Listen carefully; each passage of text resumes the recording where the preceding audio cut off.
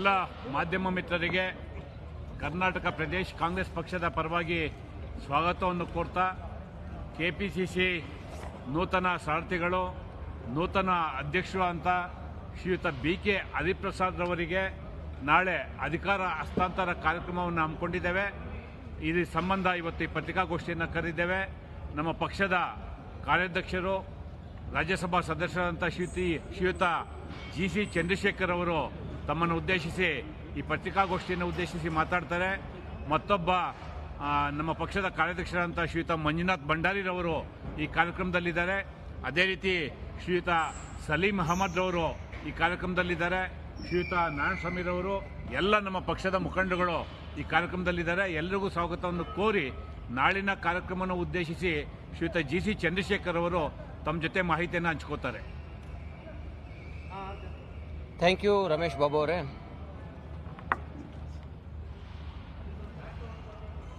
ಆಯ್ತಾ ಗುರು? ಸೌಂಡ್ ನಿಲ್ಸಕ್ಕಿಲ್ಲ. ಆ ಕಡೆ ಅಲ್ಲೆಲ್ಲಿ ಹಿಂದೆ ಹಿಂದೆ ಹೋಗಿ ಹೇಳು.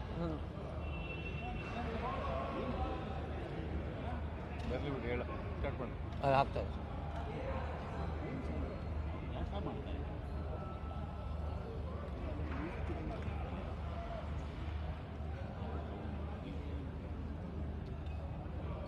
ಎಲ್ಲ ಮಾಧ್ಯಮ ಮಿತ್ರರಿಗೆ ಧನ್ಯವಾದಗಳು. ತಾವೆಲ್ಲ ಬಂದು ಇವತ್ತೊಂದು ದಿವಸ ನಮ್ಮ ಕಾಂಗ್ರೆಸ್ ಕಾರ್ಯಕ್ರಮ ಏನು ನಡೀತಿದೆ ನಾಳೆ, ಅದಕ್ಕೆ ತಾವೆಲ್ಲ ಇಲ್ಲಿಗೆ ಬಂದಿರೋದಕ್ಕೆ ನಿಮಗೆಲ್ಲ ಅಭಿನಂದನೆ ಕೂಡ ನಾನು ಹೇಳೋಕ್ಕೆ ಇಷ್ಟಪಡ್ತೀನಿ. ಈಗ ತಾನೇ ನಮ್ಮ ಮೀಡಿಯಾ ಅಧ್ಯಕ್ಷರಾದಂಥ ರಮೇಶ್ ಬಾಬು ಅವರು ಎಲ್ಲರನ್ನೂ ಕೂಡ ಸ್ವಾಗತ ಕೋರಿದ್ದಾರೆ. ನಾನು ಮತ್ತೆ ಕೋರಲ್ಲ. ನಮ್ಮ ಜೊತೆಯಲ್ಲಿ ನಮ್ಮ ಕಾರ್ಯಾಧ್ಯಕ್ಷರು ಇನ್ನೊಬ್ಬರು ಮಂಜುನಾಥ್ ಭಂಡಾರಿ ಅವರಿದ್ದಾರೆ, ನಮ್ಮ ಚೀಫ್ ವಿಪ್ ಆದಂಥ ಸಲೀಂ ಅಹಮದ್ ಅವರಿದ್ದಾರೆ, ಮತ್ತು ನಮ್ಮ ಉಪಾಧ್ಯಕ್ಷರುಗಳಿದ್ದಾರೆ, ಮತ್ತು ಎಲ್ಲ ನಮ್ಮ ಮೀಡಿಯಾ ಕೋಆರ್ಡಿನೇಟರ್ಸು ಮತ್ತು ರಾಮಚಂದ್ರಪ್ಪನವರಿದ್ದಾರೆ. ಸೊ ಎಲ್ಲರೂ ಇದ್ದಾರೆ. ತಮಗೆಲ್ಲ ಗೊತ್ತಿರೋ ಹಾಗೆ ಕಾಂಗ್ರೆಸ್ ಪಕ್ಷ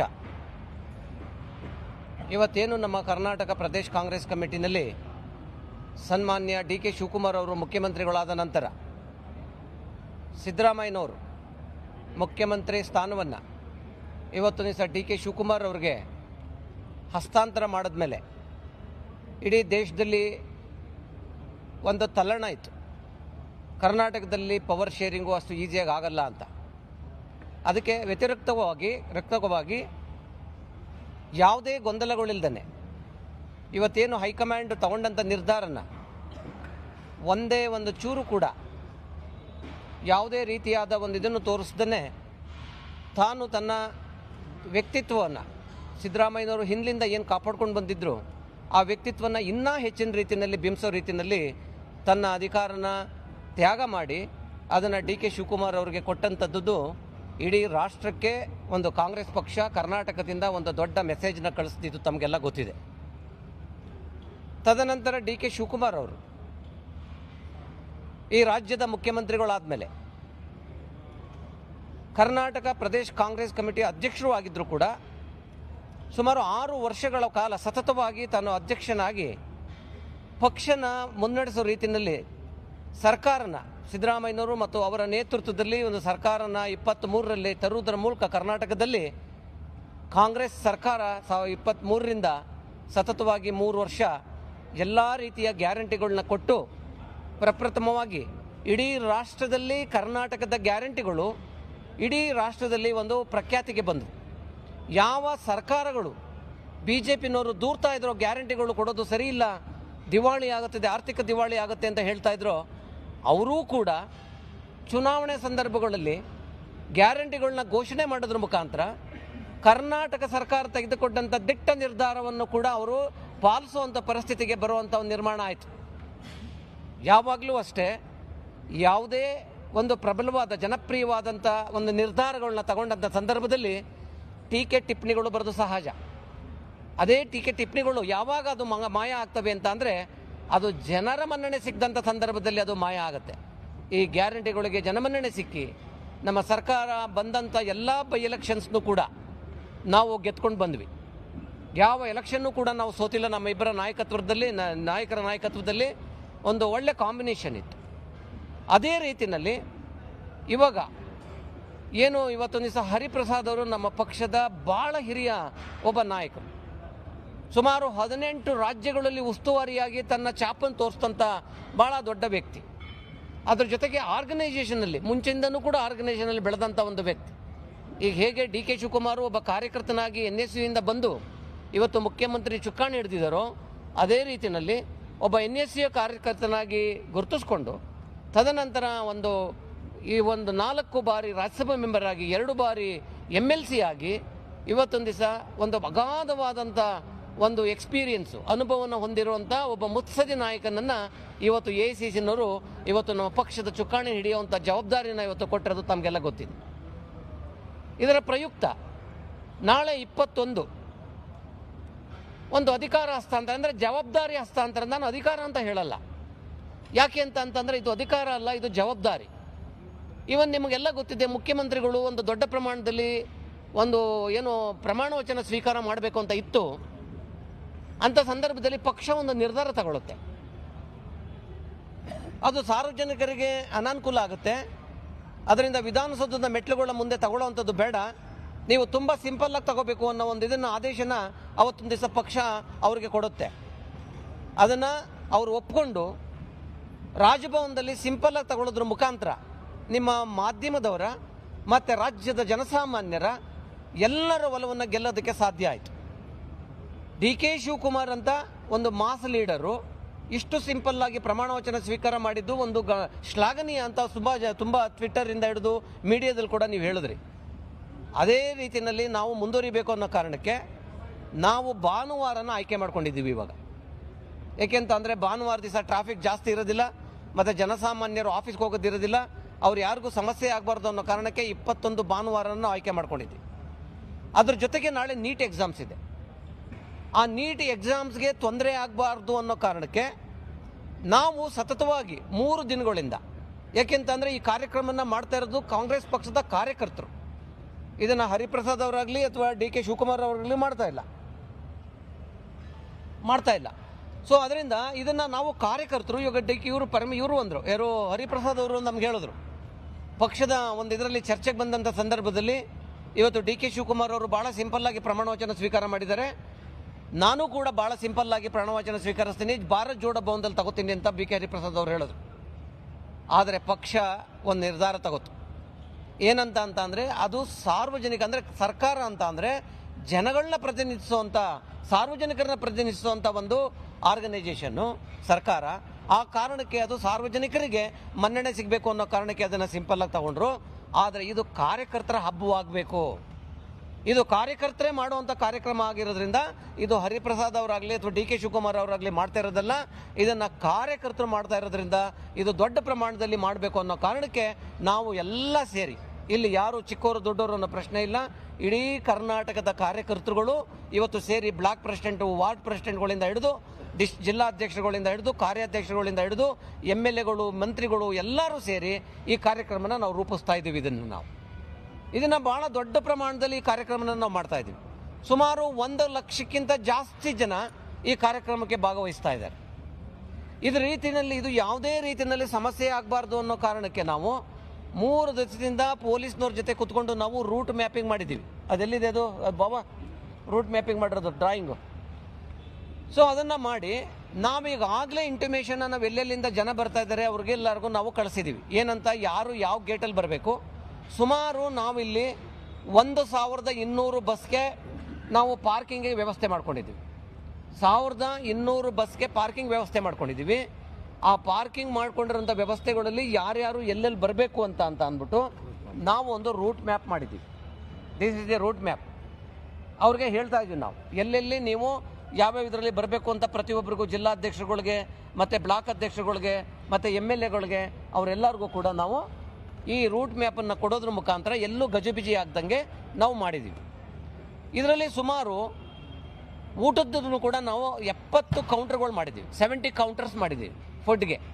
ಅದರಲ್ಲಿ ಒಂದು ಹೊರಗಡೆ ಎಲ್ಲಿ ಪಾರ್ಕಿಂಗ್ ಏರಿಯಾ ಹತ್ರ, ಒಂದು ಒಳಗಡೆ ಮಾಡಿದ್ದೀವಿ.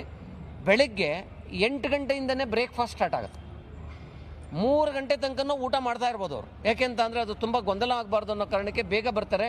ಆ ಕಾರಣಕ್ಕೆ ತಿಂಡಿ ವ್ಯವಸ್ಥೆಗಳಾಗಿದೆ ಮತ್ತು ಊಟದ ವ್ಯವಸ್ಥೆಗಳಾಗಿದೆ. ಅವರು ಬಂದಂಥವ್ರನ್ನ ಎಲ್ಲಿ ಇಳಿಸ್ಕೋಬೇಕು ಬಸ್ನ ಮತ್ತು ಬಸ್ನ ಎಲ್ಲಿ ಕಳಿಸ್ಬೇಕು ಅಂತ ಅಂದ್ಬಿಟ್ಟು ನಾವು ಒಂದು 7-8 ಕಮಿಟಿಗಳು ಮಾಡಿದ್ದೀವಿ. ಒಂದು ಸ್ಟೇಜ್ ಕಮಿಟಿ ಮಾಡಿದ್ದೀವಿ, ಒಂದು ಫುಡ್ ಕಮಿಟಿ ಮಾಡಿದ್ದೀವಿ, ಒಂದು ಟ್ರಾಫಿಕ್ ಕಂಟ್ರೋಲ್ ಕಮಿಟಿ ಮಾಡಿದ್ದೀವಿ. ಸೊ ನಾವು ಮೀಡಿಯಾ ಒಂದು ಪಬ್ಲಿಸಿಟಿ ಕಮಿಟಿ ಮಾಡಿದ್ದೀವಿ. ಸೊ ಹೀಗೆ ಸುಮಾರು ಒಂದು 5-6 ಕಮಿಟಿಗಳನ್ನ ಮಾಡೋದ್ರ ಮುಖಾಂತರ ನಾವು ಆ ಕಮಿಟಿಗಳಿಗೆ ಕೆಲಸ ಮಾಡೋದಕ್ಕೆ ನಿರ್ವಹಣೆ ಕೊಟ್ಟಿದ್ದೀವಿ. ನಾವು ಅವರವ್ರ ಕೆಲಸನ ಅವರು ಚಾಚು ತಪ್ಪದೆ ಮಾಡಬೇಕು, ಡಿಸಿಪ್ಲಿನ್ ಆಗಿ ನಡಿಬೇಕನ್ನೋ ಕಾರಣಕ್ಕೆ ನಾವು ಅದನ್ನೆಲ್ಲ ಅವ್ರಿಗೆ ಜವಾಬ್ದಾರಿ ಕೊಟ್ಟಿದ್ವಿ. ಎಲ್ಲ ಆಫೀಸ್ ಬೇರರ್ಸು ಮತ್ತು ಕಾರ್ಯಕರ್ತರು ತಾವೇನೇ ನಾವು ಅದನ್ನು ಜವಾಬ್ದಾರಿ ತಗೋತೀವಿ, ಕೊಡಿ, ಮಾಡ್ತೀವಿ ಅಂತ ಹೇಳಿ ಅದನ್ನೆಲ್ಲ ತಗೊಂಡು ಮಾಡ್ತಾ ಇದ್ದಾರೆ. ತಮಗೆಲ್ಲ ಗೊತ್ತಿದೆ, ನಿನ್ನೆ ತಾನೇ ನಡೆದಂಥ ಚುನಾವಣೆ MLC ಚುನಾವಣೆಯಲ್ಲಿ ಕಾಂಗ್ರೆಸ್ ಪಕ್ಷ 5 ಸೀಟನ್ನ ಗೆಲ್ಲೋದ್ರ ಮುಖಾಂತರ ಇಡೀ ರಾಷ್ಟ್ರಕ್ಕೆ ಒಂದು ಮೆಸೇಜನ್ನು ಕಳಿಸಿದ್ವಿ. ನಾವು ಇವತ್ತು ಕಾಂಗ್ರೆಸ್ ಪಕ್ಷ ಕೌನ್ಸಿಲಲ್ಲಿ ಇವತ್ತೊಂದು ದಿವಸ ನಾವು ಮೆಜಾರಿಟಿ ಬಂದಿದ್ದೀವಿ ಕೂಡ. ಈ ಚುನಾವಣೆನ 5 ಗೆಲ್ಲೋದ್ರ ಮುಖಾಂತರ 39 ಈಗ 39 ನಾವು ಇವತ್ತೊಂದು ದಿವಸ ಕಾಂಗ್ರೆಸ್ ಪಕ್ಷ ಅತಿ ಹೆಚ್ಚಿನ ರೀತಿಯಲ್ಲಿ ನಾವು ಇವತ್ತು ಒಂದು ಮೆಜಾರಿಟಿಗೆ ಬಂದಿದ್ದೀವಿ. ಅದರ ಮುಖಾಂತರ ಇವಾಗ ನಮಗೆ ಅಪ್ಪರ್ ಹೌಸು ಮತ್ತು ಅಪ್ಪರ್ ಹೌಸಲ್ಲಿ ಚೇರ್ಮನ್ನು ಮತ್ತು ವೈಸ್ ಚೇರ್ಮನ್, ಡೆಪ್ಟಿ ಚೇರ್ಮನ್ ಎರಡೂ ಕೂಡ ಕಾಂಗ್ರೆಸ್ ಪಕ್ಷದ ಪಾಲಾಗುತ್ತೆ. ಹಾಗಾಗಿ ಇವತ್ತೊಂದು ದಿವಸ ಕಾಂಗ್ರೆಸ್ ಪಕ್ಷ ಮೊದಲ ಒಂದು ಇದು ಏನು ಮುಖ್ಯಮಂತ್ರಿಗಳಾಗಿ DK ಶಿವಕುಮಾರ್ ಅವರು ಅಧಿಕಾರ ತಗೊಂಡ್ರು, ಜವಾಬ್ದಾರಿ ತಗೊಂಡ್ರು, ಮತ್ತು BK ಹರಿಪ್ರಸಾದ್ ಅವರು ನೂತನವಾಗಿ KPCC ಅಧ್ಯಕ್ಷರಾದರು. ಇವರಿಬ್ಬರು ಸಿದ್ದರಾಮಯ್ಯನವರ ನೇತೃತ್ವದಲ್ಲಿ, ಯಾಕೆಂತ ಅಂದರೆ ಎಲ್ಲ ಅವರ ಗೈಡೆನ್ಸ್ ಮೇಲೆ ಇವತ್ತು ನಡೀತಾ ಇದೆ. ಮತ್ತು ಸುರ್ಜೇವಾಲಾ ಅವರ ಗೈಡೆನ್ಸಲ್ಲಿ ಇವತ್ತು 5 ಇದನ್ನು ನಾವು ಸೀಟ್ನ ಗೆಲ್ಲೋದ್ರ ಮುಖಾಂತರ ನಾವು ಏನು ಒಂದು ಜಯಬೇರಿನ ನಾವು ಮಾಡಿದ್ದೀವಿ, ಈ ಜಯಬೇರಿನ ಮುಂದಕ್ಕೂ ಕೂಡ ಕಂಟಿನ್ಯೂ ಮಾಡಬೇಕು ಅನ್ನೋ ಕಾರಣಕ್ಕೆ ನಾವು ಒಂದು ಮೆಸೇಜನ್ನ ಕೊಡಬೇಕು ಅಂತ ನಾವು ಡಿಸೈಡ್ ಮಾಡಿದ್ದೀವಿ. ಹಾಂ ಮಾಡಿದ್ದೀವಿ. ಏನು ಹೇಳ್ತಾ ಇದ್ದೀನಿ? ಓಕೆ. ಸೊ ಅದ್ರ ಜೊತೆಗೆ ನಾವು ಇವಾಗ ಇಲ್ಲಿ ಯಾವುದೇ ರೀತಿಯಾದ ಅಹಿತಕರವಾದ ಘಟನೆ ನಡೀಬಾರ್ದು ಅನ್ನೋ ಕೇರ್ ತಗೋಬೇಕು ಕಾರಣಕ್ಕೋಸ್ಕರ ಆ್ಯಂಬುಲೆನ್ಸ್ ಕೂಡ ನಾವು ಮಾಡಿದ್ದೀವಿ. ಸುಮಾರು 6 ಆ್ಯಂಬುಲೆನ್ಸ್ಗಳು ಇಲ್ಲೆಲ್ಲ ಇದ್ದಾರೆ, ಮತ್ತು ಡಾಕ್ಟರ್ಸ್ ಇರ್ತಾರೆ, ಪ್ರತಿಯೊಬ್ಬರು ಇರ್ತಾರೆ. ಊಟದ ವ್ಯವಸ್ಥೆ ಜೊತೆಗೆ ನೀರಿನ ವ್ಯವಸ್ಥೆ, ಮಜ್ಜಿಗೆ ವ್ಯವಸ್ಥೆ ಎಲ್ಲ ನಾವು ಮಾಡಿದ್ದೀವಿ. ಸೊ ಇಷ್ಟು ವ್ಯವಸ್ಥೆ ಮಾಡೋದ್ರ ಮುಖಾಂತರ ಮುಂದಿನ 2 ವರ್ಷಗಳು ಚುನಾವಣಾ ವರ್ಷಗಳು. ಇವಾಗ ನಮಗೆ ಕಾರ್ಪೊರೇಷನ್ ಚುನಾವಣೆ ಇದೆ, ಅದಾದಮೇಲೆ ZPTP ಎಲೆಕ್ಷನ್ಸ್ ಇದೆ, ಅದಾದಮೇಲೆ ನಗರಸಭೆ ಎಲೆಕ್ಷನ್ಸ್ ಇದೆ. ಸೊ ಕಂಟಿನ್ಯೂಸ್ ಆಗಿ ಚುನಾವಣಾ ವರ್ಷ ಆಗಿರೋದ್ರಿಂದ 2 ವರ್ಷಗಳು ಕೂಡ 28ಕ್ಕೆ ಕಾಂಗ್ರೆಸ್ ಪಕ್ಷನ ವಾಪಸ್ಸು ಅಧಿಕಾರಕ್ಕೆ ತರೋ ನಿಟ್ಟಿನಲ್ಲಿ, ಮತ್ತು ಈಗೆಲ್ಲ ಚುನಾವಣೆಗಳನ್ನ ಗೆಲ್ಲೊಂದು ನಿಟ್ಟಿನಲ್ಲಿ, ಮತ್ತು 29ಕ್ಕೆ ಅತಿ ಹೆಚ್ಚಿನ MP ಕರ್ನಾಟಕದಿಂದ ಕೇಂದ್ರಕ್ಕೆ ಕೊಟ್ಟು ರಾಹುಲ್ ಗಾಂಧಿಯವರನ್ನ ಪ್ರಧಾನಮಂತ್ರಿ ಮಾಡಬೇಕು ಅನ್ನೋ ಒಂದು ನಿರ್ಧಾರದಿಂದ ನಾಳೆ ಮಾಡ್ತಾ ಇರುವಂಥ ಒಂದು ಕಾರ್ಯಕ್ರಮ ಅತಿಯಾದ ಒಂದು ದೊಡ್ಡ ಪ್ರಮಾಣದ ಒಂದು ನಿರ್ಧಾರನ ತಗೊಳ್ಳುವಂಥ ಒಂದು ವೇದಿಕೆ ಆಗುತ್ತೆ ಅಂತ ಹೇಳಿದ್ರೆ ತಪ್ಪಾಗಲ್ಲ. ಇದನ್ನು ಒಂದು ರೀತಿಯಲ್ಲಿ ನಾವು ಏನು ಮಾಡಬೇಕು ಅಂತ ಡಿಸೈಡ್ ಮಾಡಿದ್ದೀವೋ ಆ ರೀತಿಯಲ್ಲಿ ಒಂದು ಸಂಕಲ್ಪ ಮಾಡುವಂಥ ಒಂದು ಸಮಾವೇಶನ ನಾವು ಮಾಡಬೇಕು ಅಂತ ಡಿಸೈಡ್ ಮಾಡಿದ್ದೀವಿ. ಇದು ಕೇವಲ ಅಧಿಕಾರ ಹಸ್ತಾಂತರ ಅಲ್ಲ, ಇದು ಒಂದು ಸಂಕಲ್ಪ ಮಾಡುವಂಥ ಒಂದು ಯಾತ್ರೆ. ಅದನ್ನು ಪ್ರಾರಂಭ ಮಾಡುವಂಥ ದಿನ ನಾಳೆಯಿಂದ 21ನೇ ತಾರೀಕಿಂದ ಪ್ರಾರಂಭ ಆಗುತ್ತೆ. ಇದು ನಿರಂತರವಾಗಿ ನಡೀತಿದೆ 2-3 ವರ್ಷಗಳ ಕಾಲ. ಈಗೇನು ಇವತ್ತು ನಾಳೆ ಫ್ಲಾಗ್ನ ಇವತ್ತು ಹಸ್ತಾಂತರ ಮಾಡ್ತಾರೆ DK ಶಿವಕುಮಾರ್ ಅವರು ಇವ್ರ ಕೈಗೆ. ಆ ಫ್ಲಾಗು ರಾಷ್ಟ್ರವ್ಯಾಪ್ತಿ ಹೋಗುವಂಥ, ಅಂದರೆ ರಾಷ್ಟ್ರವ್ಯಾಪ್ತಿ ಅಂದರೆ ಕೇಂದ್ರದಕ್ಕೂ ಕೂಡ ಅದು ವಿಜೃಂಭಿಸೋ ರೀತಿಯಲ್ಲಿ ಹೋಗಬೇಕು ಅನ್ನೋ ಒಂದು ನಿರ್ಧಾರನ ನಾಳೆ ನಾವು ತಗೋತಾ ಇದ್ದೀವಿ. Thank you very much. ತಾವೆಲ್ಲರೂ ಕೂಡ ಹಾಂ ಈಗ ಸ್ಟೇಜ್ ಕಾರ್ಯಕ್ರಮದಲ್ಲಿ ಆಲ್ ಇಂಡಿಯಾ ಅಧ್ಯಕ್ಷರಾದಂಥ AICC ಅಧ್ಯಕ್ಷರಾದಂಥ ಗೌರವಾನ್ವಿತ ಮಲ್ಲಿಕಾರ್ಜುನ ಖರ್ಗೆ ಅವರು, ಮತ್ತು ಅದರ ಜೊತೆಗೆ KC ವೇಣುಗೋಪಾಲ್ ಅವರು, ಮತ್ತು ಸುರ್ಜೇವಾಲಾ ಅವರು, ಅದರ ಜೊತೆಗೆ ಸನ್ಮಾನ್ಯ ಸಿದ್ದರಾಮಯ್ಯನವರು, ಮಾಜಿ CM ಆದಂಥ ಸಿದ್ದರಾಮಯ್ಯನವರು, ಅದರ ಜೊತೆಗೆ DK ಶಿವಕುಮಾರ್, ನೂತನ ಮುಖ್ಯಮಂತ್ರಿಗಳಾದಂಥ DK ಶಿವಕುಮಾರ್ ಅವರು, ಹಾಗೆ ಇದು ಡೆಪ್ಟಿ ಚೀಫ್ ಮಿನಿಸ್ಟರ್ ಆದಂಥ ಡಾಕ್ಟರ್ ಪರಮೇಶ್ವರ್ ಅವರು, ಮತ್ತು ಅದರ ಜೊತೆಗೆ ನಮ್ಮ ನೂತನವಾಗಿ ಜವಾಬ್ದಾರಿ ತಗೋತಂಥ ಹರಿಪ್ರಸಾದ್ ಅವರು ಇರ್ತಾರೆ. ಅದಲ್ಲದೆ ಎಲ್ಲ ಮಂತ್ರಿಗಳು ಮತ್ತು ಎಲ್ಲ ಹಿರಿಯ ನಾಯಕರುಗಳು ಕೂಡ ಅವತ್ತು ನಾಳೆ ಆ ಸ್ಟೇಜ್ ಮೇಲೆ ಇರ್ತಾರೆ. ಸುಮಾರು 350 ಜನ ಕೂತ್ಕೊಳ್ಳುವಂಥ ಒಂದು ಸ್ಟೇಜಲ್ಲಿ, ಇಲ್ಲೊಂದು 200 ಜನ ಕೂತ್ಕೊಳ್ಳುವಂಥ ಸ್ಟೇಜು, 2 ಸ್ಟೇಜನ್ನ ಇಲ್ಲಿ ಮಾಡಿದ್ದೀವಿ. ಅದ್ರ ಜೊತೆಗೆ ಡೆಲಿಗೇಟ್ಸ್ ಕೂತ್ಕೊಳ್ಳುವಂಥ ಜಾಗನೂ ಕೂಡ ನಾವೊಂದು 4000 ಜನ ಬ್ಲಾಕ್ ಪ್ರೆಸಿಡೆಂಟ್ಸು, ಎಲ್ಲ ಕಡೆಯಿಂದ ಬರುವಂಥ ಬ್ಲಾಕ್ ಪ್ರೆಸಿಡೆಂಟು, DCC ಪ್ರೆಸಿಡೆಂಟ್ಸು ಎಲ್ಲ ಕೂತ್ಕೊಳ್ಳುವಂಥ ಇದೊಂಥರ ಆರ್ಗನೈಜೇಷನ್ದು ಒಂದು ಸಭೆ ಇದು. ಇದು ಯಾವುದೇ ಇದರಲ್ಲಿ ಇಲ್ಲಿ ನಾವು ಜನನ ಯಾರನ್ನು ಕೂಡ ಇಲ್ಲಿ ಬಲವಂತದಿಂದ ಕರೆಸ್ತಾ ಇರೋದಲ್ಲ, ವಾಲಂಟ್ರಿ ಬರ್ತಾ ಇರೋಂಥ ಜನ. ನೀವು ನಾಳೆ ನೋಡಿ ನಿಮಗೆ ಗೊತ್ತಾಗುತ್ತೆ. ಪ್ರತಿಯೊಬ್ಬರು ಕೂಡ ಆರ್ಗನೈಸೇಷನ್ನು ಗ್ಯಾರಂಟಿ ಅವ್ರು ಬರ್ತಾರೆ, ಎಲ್ಲ ಇರುವಂಥ ಇದವರು, ಮತ್ತು ಎಲ್ಲ ನಮ್ಮ ಫ್ರಂಟಲ್ ಆರ್ಗನೈಸೇಷನ್ಸ್ ಮತ್ತು ಸೆಲ್ಸ್ ಆ್ಯಂಡ್ ಡಿಪಾರ್ಟ್ಮೆಂಟು ಅವರು ಕೂಡ ಎಲ್ಲರೂ ಕೂಡ ಅವರೆಲ್ಲ ಅವರ ಡಿಸ್ಟ್ರಿಕ್ಟ್ ಪ್ರೆಸಿಡೆಂಟ್ಸು ಇದೆಲ್ಲ ನೀವು ಲೆಕ್ಕ ಎಲ್ಲ ತಗೊಂಬಿಟ್ರೆ ನಾವು ಒಂದು ಸಮಾವೇಶ ಮುಂದೆ ಮಾಡ್ತೀವಿ. ಬರೀ ಬೂತ್ ಪ್ರೆಸಿಡೆಂಟ್ಸ್ BLA 2ನ ಸಮಾವೇಶ ಮಾಡಬೇಕು ಅಂತಿದ್ದೀವಿ. ಒಟ್ಟು 59,000 ಜನನ ಒಟ್ಟಿಗೆ ಸೇರಿಸಿ ರಾಹುಲ್ ಗಾಂಧಿ ಅವ್ರನ್ನ ಕರೆಸಿ, ಏಕೆಂದರೆ ಇವತ್ತು ನಾವು BLA 2 ಕಂಪ್ಲೀಟ್ ಮಾಡಿಬಿಟ್ಟಿದ್ದೀವಿ. ಕಂಪ್ಲೀಟ್ ಮಾಡಿ ಟ್ರೈನಿಂಗು ಕೊಟ್ಬಿಟ್ಟಿದ್ದೀವಿ. 30ನೇ ತಾರೀಕಿಂದ SIRನ ನಾವು ಎದುರಿಸೋದಕ್ಕೋಸ್ಕರ ನಾವು ಪ್ರಿಪೇರ್ ಆಗಿದ್ದೀವಿ. ಅಷ್ಟು ಜನ ಕರ್ನಾಟಕದಲ್ಲಿರೋ ಅಷ್ಟು ಜನ ವೋಟರ್ಸ್ನ ಫಾರ್ಮ್ನ ಫಿಲಪ್ ಮಾಡೋದ್ರ ಮುಖಾಂತರ ನಾವು ಕರ್ನಾಟಕದಲ್ಲಿ SIRಯಿಂದ BJPಗೆ ಏನೂ ಲಾಭ ಆಗದೆ ಅನ್ನೋ ರೀತಿಯಲ್ಲಿ ಅವ್ರದ್ದು ಇಲ್ಲಿ ಕರ್ನಾಟಕದಲ್ಲಿ ಏನೂ ಸಿಗಲಿಲ್ಲ ನಮಗೆ ಅನ್ನೋ ರೀತಿಯಲ್ಲಿ ನಾವು ಮಾಡ್ತೀವಿ. ನಮಗೆ ಒಂದು ಸಂದೇಹ ಏನಂತ ಅಂದರೆ, ನಮಗೆ ಕೊಟ್ಟು ಬಂದಿರೋ ಮಾಹಿತಿ ಪ್ರಕಾರ SIR ಮಾಡೋದ್ರ ಮುಖಾಂತರ ಸುಮಾರು 97 ಸಿಟ್ಟಿಂಗ್ ಕಾನ್ಸ್ಟಿಟ್ಯೂನ್ಸಿಗಳನ್ನ ಅವರು ಸೋಲಿಸಬೇಕು ಅನ್ನೋ ನಿರ್ಧಾರ ತಗೊಂಡಿದ್ದಾರೆ ಅನ್ನೋ ಒಂದು ಗುಪ್ತ ಮಾಹಿತಿ ಬಂದಿದೆ ನಮಗೆ. ಅದಕ್ಕೆ ನಾವು ಅದನ್ನು ಪ್ರಿಪೇರ್ ಆಗಿ ಅದನ್ನು ಯಾವುದೇ ರೀತಿಯಲ್ಲಿ ಅವ್ರ ಕೈಲಿ ಏನೂ ಮಾಡೋಕ್ಕಾಗದೇ ಅನ್ನೋ ರೀತಿಯಲ್ಲಿ ಮತದಾರರಿಗೆ ಜಾಗೃತಿ ಮುಟ್ಟಿಸಿ ಅವ್ರನ್ನ ನಾವು ವೋಟರ್ ಆಗಿ ಇದು ಮಾಡ್ತೀವಿ. ಯಾಕೆಂತಂದರೆ ತಮಗೆಲ್ಲ ಗೊತ್ತಿದೆ, ಈಗ ಡಿಲೀಟ್ ಮಾಡಿರೋಂಥ 6 ಕೋಟಿ ಮತದಾರರಲ್ಲಿ ಇವತ್ತೊಂದು ದಿವಸ ಎಲ್ಲರೂ ಕೂಡ ಹೊರಗಡೆ ದೇಶದಿಂದ ಬಂದಂಥವರಲ್ಲ. ಈ ದೇಶದಲ್ಲಿರುವಂಥ ಹಿಂದೂಗಳು ಮತ್ತು ಮುಸ್ಲಿಮ್ಗಳು ಎಲ್ಲ ಜನಾಂಗಗಳು ಸೇರಿದ್ದಾರೆ. ಅಂಥದ್ರಲ್ಲಿ ಬರೀ ಒಂದು ಕಮ್ಯುನಿಟಿಗೆ ಸೇರಿದಂಥವ್ರಲ್ಲ. ಇವರ ಒಂದೇ ಒಂದು ಗುರಿ ಏನಂತ ಅಂದರೆ, ಚುನಾವಣೆ ಗೆಲ್ಲೋದಕ್ಕೋಸ್ಕರ ಮಾಡಿರೋಂಥ ಒಂದು ದೊಡ್ಡ ಹುನ್ನಾರ, ಷಡ್ಯಂತ್ರ. ಇದನ್ನು ನಾವು ಕರೆಕ್ಟ್ ಮಾಡಬೇಕು ಅನ್ನೋ ಕಾರಣಕ್ಕೆ ನಾವು ಭಾಳ ಒಂದು 8 ತಿಂಗಳಿಂದ ಪ್ರಿಪೇರ್ ಆಗಿದ್ವಿ. BLA 2 ಮಾಡಿ ದೇವನಹಳ್ಳಿನಲ್ಲಿ ನಾವು ತಗೊಂಡಂಥ ನಿರ್ಧಾರಗಳೇನಿದೆ ಅದನ್ನು ಇಂಪ್ಲಿಮೆಂಟ್ ಮಾಡ್ತಾ ಇದ್ದೀವಿ. ಸುಮಾರು 102 ಸಂಘಟನೆಗಳು JDS BJP ಬಿಟ್ಟು ಮಿಕ್ಕಿದಂಥ ಎಲ್ಲ 102 ಆರ್ಗನೈಸೇಷನ್ಸು NGOಸು ಎಲ್ಲ ಸೇರಿ ಇವತ್ತೊಂದು ದಿವಸ ನಮಗೆ ಸಹಕಾರ ಕೊಡ್ತಾ ಇದ್ದಾರೆ. ಅದಕ್ಕೆ ಬೇಕಾದಂಥ ನಾವೆಲ್ಲ ವ್ಯವಸ್ಥೆಗಳು ಕೂಡ ನಾವು ಮಾಡ್ಕೊಂಡಿದ್ದೀವಿ. ಅದನ್ನು ಸಕ್ಸಸ್ಫುಲ್ಲಾಗಿ ಎದುರಿಸೋ ಮುಖಾಂತರ ಕಾರ್ಪೊರೇಷನ್ GB 5 ಕೂಡ ಗೆಲ್ಲುವಂಥ ಒಂದು ಪ್ಲ್ಯಾನ್ನ ನಾವು ಮಾಡ್ಕೊಂಡಿದ್ದೀವಿ ಅಂತ ನಿಮ್ಮ ಮುಂದೆ ನಾವು ಹೇಳ್ತಾ ಇದ್ದೀವಿ. ನಿಮ್ಮ ಮೂಲಕ ನಾನು ರಿಕ್ವೆಸ್ಟ್ ಮಾಡ್ಕೊಳ್ಳೋದಿಷ್ಟೇ, ದಯವಿಟ್ಟು ಯಾರೂ ಕೂಡ ಕಾರ್ಯಕರ್ತರಾಗಲಿ ಯಾರಾಗಲಿ ನಾಳೆ ನೀಟ್ ಪರೀಕ್ಷೆ ಇರೋದ್ರಿಂದ ನೀವು ಯಾರೂ ಕೂಡ ಅವ್ರಿಗೆಲ್ಲೂ ತೊಂದರೆ ಆಗದೆ ಅನ್ನೋ ರೀತಿಯಲ್ಲಿ ಎಲ್ಲೂ ಟ್ರಾಫಿಕ್ ಇದಾಗ್ದಂಗೆ ದಯವಿಟ್ಟು ಸಹಕರಿಸಬೇಕು. ಕಾರ್ಯಕ್ರಮಕ್ಕೆ ಬರೋಕ್ಕಾಗ್ದಿದ್ರೆ ಪರವಾಗಿಲ್ಲ ನೀವು, ಆದರೆ ಜನಕ್ಕೆ ತೊಂದರೆ ಕೊಡುವಂಥ ಸಮಸ್ಯೆ ಮಾಡಬಾರ್ದು. ಅದನ್ನು ನಿಮ್ಮ ರಿಕ್ವೆಸ್ಟ್ ಮಾಡ್ಕೋತೀವಿ. ಆದಷ್ಟು ಬೇಗ ಒಂದು 10 ಗಂಟೆ ಒಳಗಡೆ ಬಂದುಬಿಡಿ. ಒಳಗಡೆ ಅಲ್ಲಿ ನಾವು ಎಲ್ಲ ರೀತಿಯಾದ ಪಾರ್ಕಿಂಗಿಂದ ಹಿಡಿದು ಊಟದ ವ್ಯವಸ್ಥೆಯಿಂದ ಎಲ್ಲ ಮಾಡಿದ್ದೀವಿ. ಹೊರಗಡೆ ವೆಹಿಕಲ್ನ ನಿಲ್ಲಿಸಬೇಡಿ. ನಾವು ಪೊಲೀಸ್ನವ್ರ ಜೊತೆಯಲ್ಲಿ ಇಲ್ಲಿ ನಮ್ಮ ಜೊತೆಯಲ್ಲಿ ಯಾರು ಕೋರ್ಡಿನೇಟ್ ಮಾಡಿಕೊಂಡು ಫೋನ್ ನಂಬರ್ ಶೇರ್ ಮಾಡ್ಕೊಂಡಿದ್ದೀವಿ.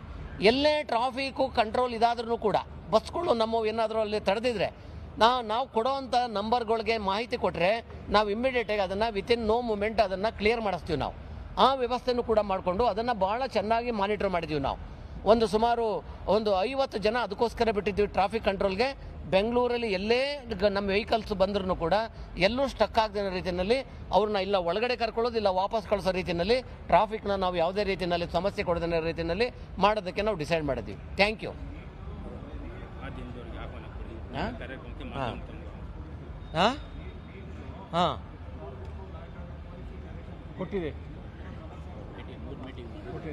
ನಾವು 3 ದಿವಸದಿಂದ ಸುಮಾರು 5 ಮೀಟಿಂಗ್ ಮಾಡಿದ್ದೀವಿ. ಕಮಿಷನರ್ ಲೆವೆಲ್ ತನಕನೂ ಮೀಟಿಂಗ್ ಮಾಡಿದ್ದೀವಿ. ಸುಮಾರು ಎಲ್ಲ ಬೆಂಗಳೂರಲ್ಲಿರೋ ಎಲ್ಲ DCPಗಳ ಜೊತೆಯಲ್ಲೂ ಮೀಟಿಂಗ್ ಮಾಡಿದ್ದೀವಿ. ಇದ್ರ ಬಗ್ಗೆ ತುಂಬ ನಾವು ಅಂದರೆ ಎಷ್ಟರ ಮಟ್ಟಿಗೆ ನಾವು ಇದನ್ನು ಸೀರಿಯಸ್ಸಾಗಿ ತೊಗೊಂಡಿದ್ದೀವಿ ಅಂತ ಅಂದರೆ, ತಾವೇನೀಗ ನೀವು ಸಲಹೆ ಕೊಟ್ರಿ ನಮ್ಮ ಇವರು ಸುಖೇಶ್ ಅವರು, ಅದನ್ನು ನಾವು ಸೀರಿಯಸ್ ಆಗಿ ತಗೊಂಡು ಅದನ್ನೆಲ್ಲ ಮಾಡಿದ್ದೀವಿ ನಾವು. ಅದು ನಿಮ್ಮ ಗಮನಕ್ಕಿರಲಿ. ಮತ್ತೆ ನಿಮ್ಮ TVನಲ್ಲೇ ಸರಿ ಇಲ್ಲ ಅಂತ ಬರೆಯೋಕೆ ಹೋಗ್ಬೇಡಿ, ಕರೆಕ್ಟಾಗಿ ಮಾಡಿದ್ದೀವಿ ನಾವು. ಈ ಮೂಲಕ ನಿಮ್ಮನ್ನು ಕೇಳ್ಕೊಳ್ಳೋದು ಏನಂದರೆ, ನಾವು ನಿಮಗೆ ಆಹ್ವಾನ ಕೊಡ್ತಾ ಇದ್ದೀವಿ. ದಯವಿಟ್ಟು ನೀವು ಕೂಡ ನಾಳೆ ನಡೆಯುವಂಥ ಕಾರ್ಯಕ್ರಮಕ್ಕೆ ನೀವೆಲ್ಲ ಬರಬೇಕು. ಬಂದು ಅಲ್ಲಿ ಸಾಕ್ಷಿಭೂತರಾಗಬೇಕು. ಫ್ರಂಟಲ್ಲಿ ನಿಮಗೆ ಜಾಗ ಕಲ್ಪಿಸ್ಕೊಟ್ಟಿದ್ದೀವಿ.